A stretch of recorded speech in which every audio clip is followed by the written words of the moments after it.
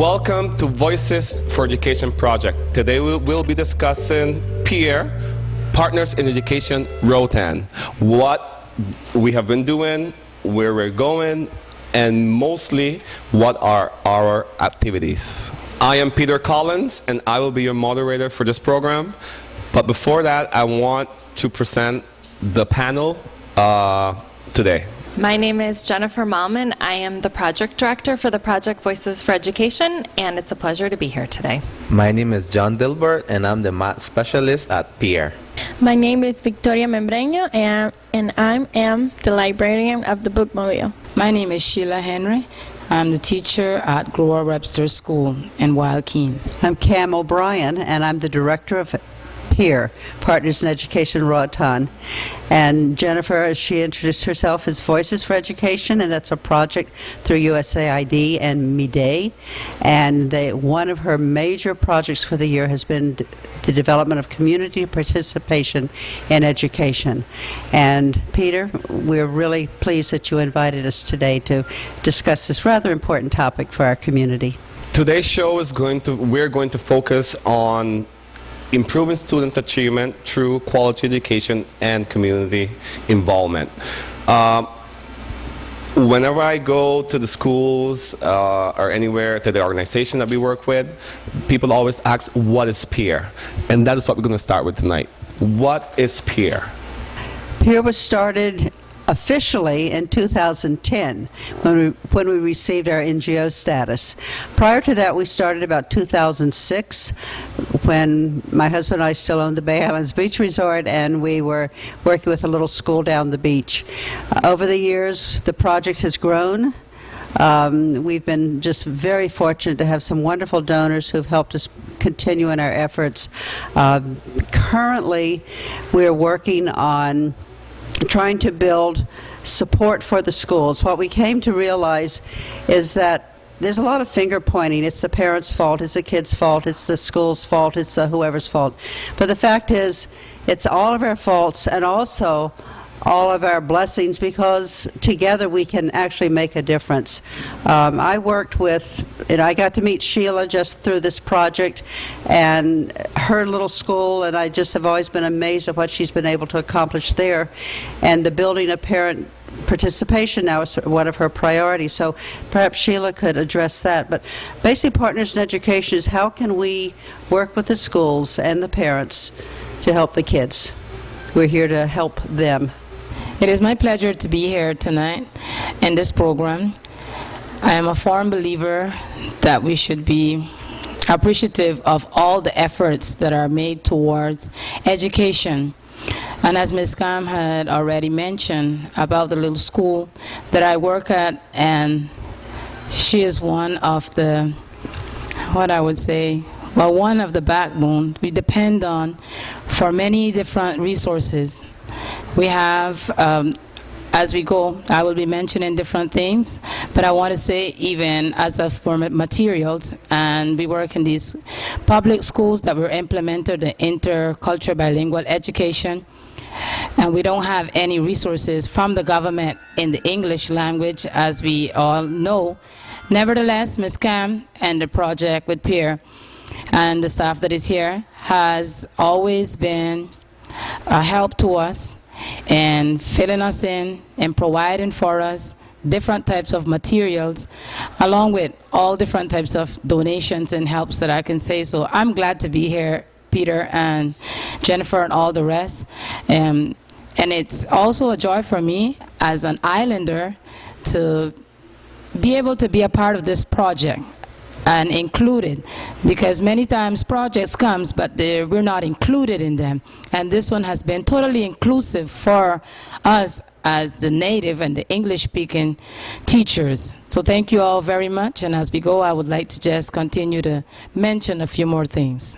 In addition to working with the schools directly, we have, and they can speak to it better than I can, one of the projects we started first was actually doing English and math classes at Sandy Bay at the Sandcastle Library.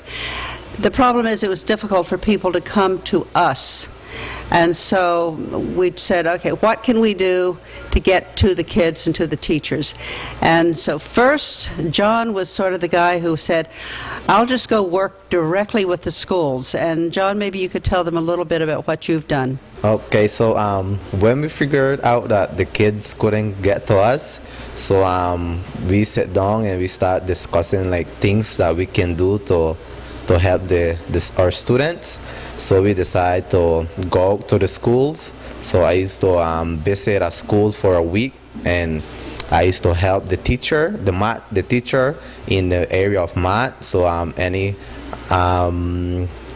exercise that she was doing, I used to do extra about it. I used to play games, do different strategies so the kids them don't get bored, because they think that math is boring, but when they figure out that there's a lot of stuff they can do with math and fun stuff that they can do, they really like it, and then they decide to learn. And when they start deciding that they want to learn it, that's when we're doing something with them. Thank you for your insights. PIER has been working in education since 2006. Who are the beneficiaries of this project, and how has the community accepted PIER as an organization so far? Yes, I guess I can help out with that, Peter, because directly I would say, well, the island people has been the greatest beneficiaries with this program. The kids, of course, the students, and I'm so proud and glad to say I'm a Benakian, and this has not only been something locally here in Roatan, but has even been extended. The project has been extended to Guanaja. So I really think that you all have covered some necessary ground, not really something that we would say a want, but a great need. And I really, I'm grateful because Ms. Cam has really, she's a persistent person. If she wasn't persistent, it wouldn't have come this far. She never give up. Even sometimes, you need something, but you yourself don't have what it takes to go at it, but she does. And thus far, here we are, being the beneficiaries, and many communities. It's incredible when the teachers are coming into the little community, the people are looking out and they're saying, oh, these is the teachers now that are coming to help the kids with the specific subjects. So as John was mentioning, and also Tanya is not here with the program anymore, but I don't want to forget her, because she did the English part also, and now we have Brenda. That's the highlight for the Kids Week. They're waiting for these teachers to come in, and further on you'll hear more about what they're expecting, not only for them to come and teach, but there's some more to it. So I think directly we have been fully benefited with the project. Otherwise, I know about projects that come and they spend all their money on consultants. But that has not been the case of this project. This project, when they say we're going to help Guanaja, the first thing it is, the tickets are too high. But I'm thankful, really grateful, and I know that those that can listen into it, they will also say thank you very much. And since I'm 1102, I speak for them. Thank you, Sheila. That was really insightful. PIER has various activities basically functioning at the same time. We would like to understand what are those activities, and at the same time, who are some of the organizations that have given their helping hand to this educational organization here on the Bay Islands? Oh, well, that's a great question. We've been amazingly lucky.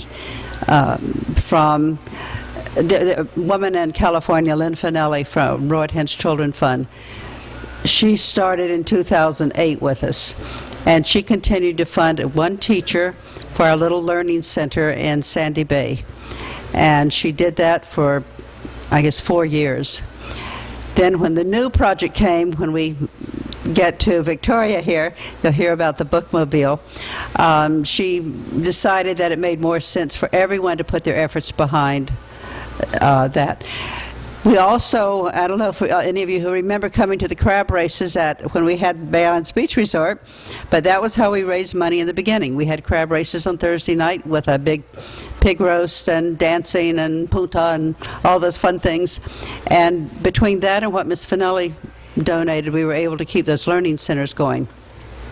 Then when we decided to go the bookmobile route, that required a lot more money than that. So in that middle, and you mentioned, Sheila, you mentioned Tanya. Tanya and John taught English and math at the library for a couple of years. Their salaries were funded by two groups. John was funded by the PDAF, Pan American Development Foundation, with monies from Royal Caribbean. Thank you, Royal Caribbean. And they have funded his salary for 3 years. We're knocking on, if there's some wood around, hoping for a 4th year to do math. That was the sole purpose of their donation. Then the Marco Watsi Foundation, which is headed by a gentleman named Roy Schneider, who owns Paradise Beach Hotels and Resort down in West Bay, his organization funded Tanya's salary. And part of Thelma's salary as the librarian, Thelma Solomon was the librarian for the Sandcastle Library. Time moved on. We decided to go to the clients, to the kids, instead of bringing them to us. And John's salary continued with PADF. The bookmobile required more money. So Roy Schneider, Len Finelli, and a man named Turk Pipkin all went together, and they're the ones who are actually funding the bookmobile. Surprisingly, a small foundation out of Switzerland paid salary for a year for one person, and Roy bought the bus, and it started out in Philadelphia with a school district there. It was a chicken bus in San Pedro, and now it's here. And it's all decorated and gorgeous, and that's all thanks to Turk Pipkin and the Nobelity Project out of Austin, Texas. So there are 3 major donors who keep the bookmobile going. There are some smaller donors who give a little here and a little there. The Allreds who live on the island, they donate regularly. Reiko helps us with some things. Walter at Walter's Car Wash, he's just been invaluably wonderful. Nelson helped out when Walter couldn't do something last week on the bus. So what's been nice is that people have sort of stepped forward and said, just let us know what it is. And now we need to obviously keep raising monies to keep it running and to get more bookmobiles, because guys, we're not getting to all those schools and all those kids. But in the first time period with that bookmobile, last year, in 3.5 months, we went to 12 schools every 2 weeks. We were in 46 classrooms. We loaned out 5,660 books to 1,072 children. Not bad for 3.5 months and kids love reading, which is probably a good cue for Victoria to talk about that bookmobile project. Yeah. Thank you, Cam. That was definitely informative. Victoria, now we're moving on to some of the current activities that PIER is still working with. The Sandcastle Library, and in this case, the bookmobile, one of the most visual representation of Partners in Education Roatan. What is it? What is the bookmobile? Well, thank you for letting me be part of this amazing project. The bookmobile is like another world, because over there, I'm the librarian. I'm the one who check out the books that the kids want for 2 weeks. They can take two books, one in English and one in Spanish, or both in English. Right now, I see in my 2 weeks that I just started with the bookmobile, with the project, I saw this amazing experience, and I lived it, and it was so amazing, because I get to see the childs from 1st grade to 6th grade, how they are so excited when they have the opportunity to read, because some kids, they like to read and some don't, but then when they see the books and they see their classmate reading, they like it, so they are they're learning this big ability of reading. And I didn't quite understand what they all explained to me, that the bookmobile is gonna run to all 14 schools. I was like, okay, I understand, but I didn't have the experience. And now I can see that in 2 weeks we have given 1,500 books only in 2 weeks. So that's like a huge record, and it's unbelievable because the kids, they like that, and they have the experience from last year, and now they enter the bookmobile with an idea in their heads of what book they want. And the schools that they're starting with the project this year, they're learning how it works to be in the bookmobile. Like, for example, we just started with the Juan Brooks. It was an amazing school. Those kids were like so happy being there, and they got this privilege that, you know, like going to a public school and have like a library, but the teachers, they don't have too many books for the kids to give to all the school, right? So when they enter the bookmobile, they get to choose what book they want to read, and that makes them happy. And yeah, that's the experience that I just lived in those 2 weeks, and it's amazing. I'm looking forward to go to the other schools. Thank you very much. You know, I want to really talk a little bit about the bookmobile, because I think it's very important that each kid have access to be able to read a book. And when the bookmobile goes into the community, you know, it's like Peter said, it's something visible. Everybody is like, the bookmobile is here. The kids all run to the bookmobile. I have to call everybody inside again, because prior to going into the bookmobile, there is a story that is told by Brenda now, and it's something like Brenda, she is so good really at this with the kids, and she captures their attention by telling them a story, and then probably coloring or just sounding words, whatever the topic that she approaches. But the kids are really attentive at that point to the story, and then they know that after that they're going into the bookmobile and have access to be able to borrow the books. And then I also want to say that as a teacher and as a school that have the benefit of the bookmobile, I always make emphasis with the kids. This book is loaned to you. You have to take care of the book. You have to bring the book back, because I think that also is a value that we can instill in the kids that is so needful. Because sometimes, you know, we realize that sometimes people just grab a book and they kind of turn the pages anyhow, and I'm not really of that idea, because remember that these books are just loaned, and then other people have to use the books and be benefited with them. So I would also really like to send this message out even for the parents, and because in some cases the kids get to take the book home. In my case, I'm working in a small school, and the kids are able to take the book home, and sometimes I tell them, well, you're not going to take them home. It all depends on what we are doing at the present time. So the kids this has been really a highlight for us, and as I say to Ms. Cam, you know, I'm so grateful that her and all the PIER staff and John, they all, the kids, you know, kids love teachers, and they love all the teachers that go there. So wherever they see them, even if it's on television, if they see this program, they'll be like, look, Teacher John. And you know, it's something that it really fills you up. So I'm hoping and praying, because hoping not enough, and praying that there will be a second funding for this project, that it will be able to be extended, and the activities that have begun will be able to continue, because that's the very important thing. When you start something good, you want to continue it, you know. And then this is possible with the support of those that will be listening to us. I know this is going local, nationally, and internationally.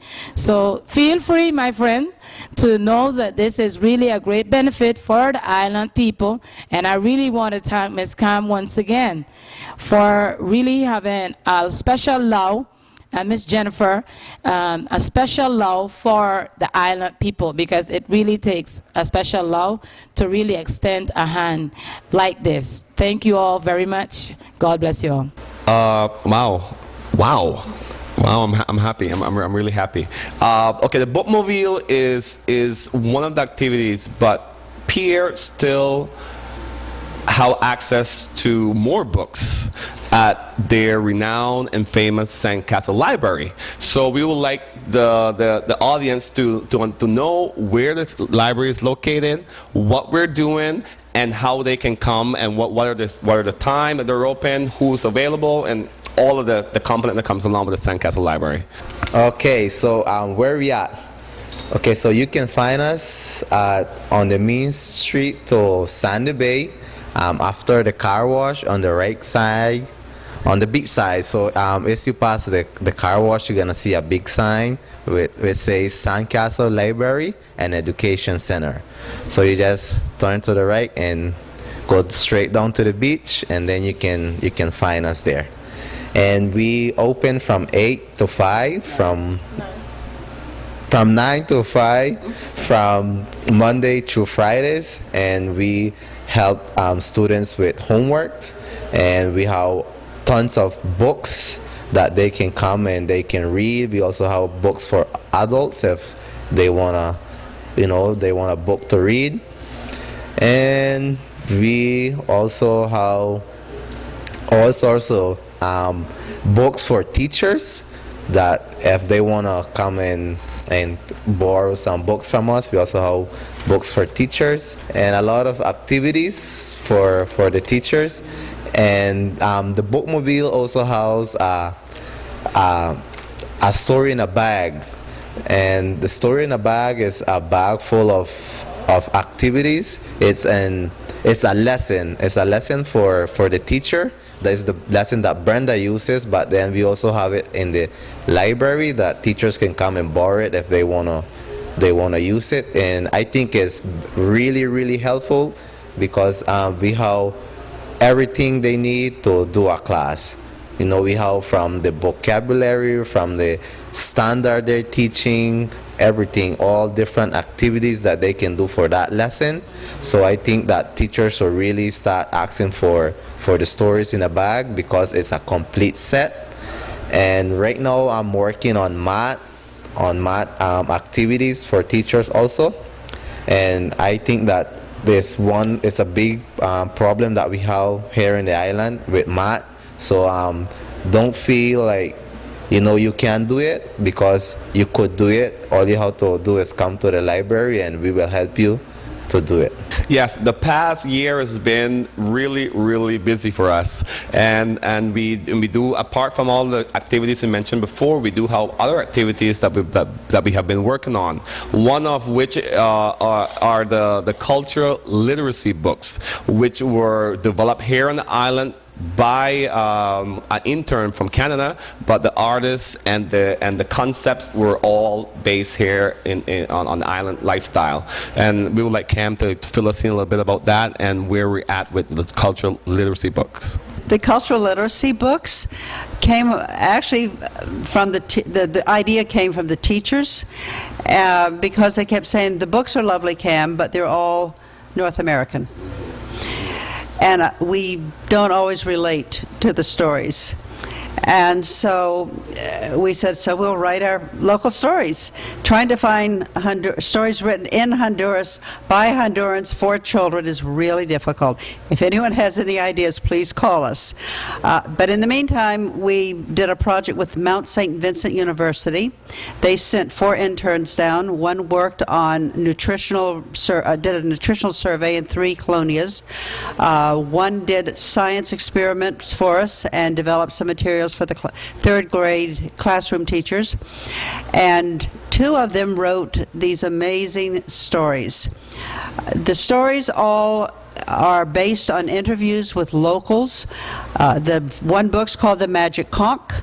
That interview basically is Tanya Nelson's grandpa, and when he was on a ship, and what it was like being on a ship.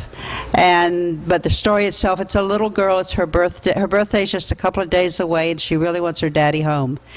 And so she goes to the beach looking for someone to tell her where. She looks for her daddy every day, but finally she picks up a conch, and the conch tells her, your daddy will be home for your birthday. But there's a lot of stuff from the beginning to the end for you to read. We have one on the McCoy, which is really fun for the younger kids because it's all repetition and rhymes and patterns, and it's fun. That's just a fun story. And then a real McCoy recipe at the end. There is Toby and Sammy. And Toby and Sammy, it's an ecology story. It's really a little plastic bag floating in the ocean, and it wants to get back to its mommy and daddy because someone threw it in the ocean, and he misses his family. And a turtle finds him, and how they go into Spooky Channel and go from there until they finally rescue the bag and get him back to his mom and dad. And the fourth book is my favorite. It's called Island Home, and it's a story of the island. I mean, it's beautifully done. Brittany did the artwork, and it starts with a young boy, and he dreams of going to sea and of leaving the island and doing all the exciting things and seeing new places and new cultures. And he finally leaves the island, and after a while he says, maybe I'll go home. So he comes home and he watches the Miss Josie sail away, and then he gets married, and they have a house, and they do copra. I mean, it's a lovely story about what the island really was like 20 years ago. And then in the final piece of the story, they have a little boy, and they're watching him stand out on the shore with his little boat, watching whatever the Miss Josie boat would have been 20 years later sail out, and they know that he wants to be on that boat. But they also know in the end he'll come home where the air smells right, and the beach is perfect, and your friends are there, and your family is there, and that's what is important in life. Lovely, lovely stories, and we will be giving some to the schools, and then they will, to help raise money for the bookmobile, they will also be for sale. So right now we're thinking they'll be $12 a piece, and we'll have them in gift shops and available wherever. So we plan to do. We have 2 more on the drawing boards. The stories are written. We do need 2 artists. Anyone out there who would like to do artwork, please give us a call. We need volunteers, because everyone who's done this has done it for nothing, because they just believe in the mission of getting island stories to island children without preaching and without being a dictionary. They're just lovely stories. So thank you, John. John, you're not John, you're Peter. Thank you, Peter. Thank you, everyone, for being with us today. It was great to learn about PIER and all of the activities and programs going on. And we would like to invite everyone in Roatan to stop by the Sandcastle Library and see it for themselves and check out books and learn more about what is going on in Sandy Bay. Thank you. Thank you. Bye-bye.